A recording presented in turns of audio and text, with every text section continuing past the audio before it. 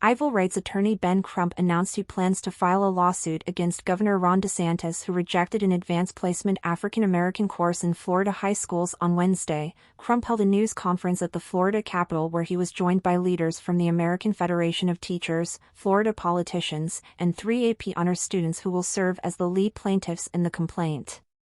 The question really is this, brothers and sisters. Are we going to let Governor DeSantis, or anybody, exterminate Black history from the classrooms in Florida? Crump asked the crowd, who yelled "Black history is American history" at the event.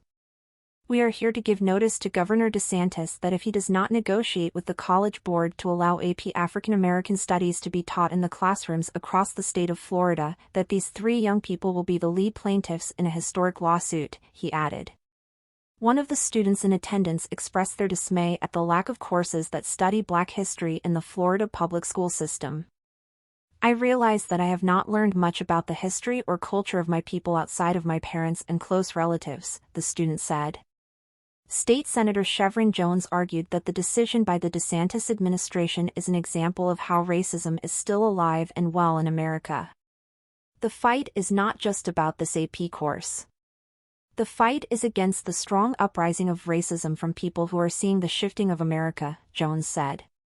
While the full and accurate historical record might make some uncomfortable, good. The fallout stems from a letter that Florida's Department of Education Office of Articulation sent to the College Board to block the course on January 12, claiming that it went against the state's Stop Woke Act.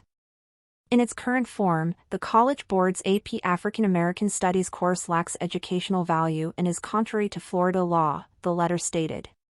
In the future, should the College Board be willing to come back to the table with lawful, historically accurate content, FDOE will always be willing to reopen the discussion.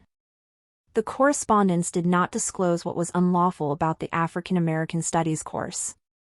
In a statement, the College Board responded to the state's decision to block the course. Like all new AP courses, AP African American Studies is undergoing a rigorous, multi-year pilot phase, collecting feedback from teachers, students, scholars, and policymakers, the statement read. We look forward to bringing this rich and inspiring exploration of African American history and culture to students across the country. This week, the College Board issued a statement saying they will release the original framework for the course on February 1. This framework, under development since March 2022, replaces the preliminary pilot course framework under discussion to date, the statement read. Before a new AP course is made broadly available, it is piloted in a small number of high schools to gather feedback from high schools and colleges. The official course framework incorporates this feedback and defines what students will encounter on the AP exam for college credit and placement.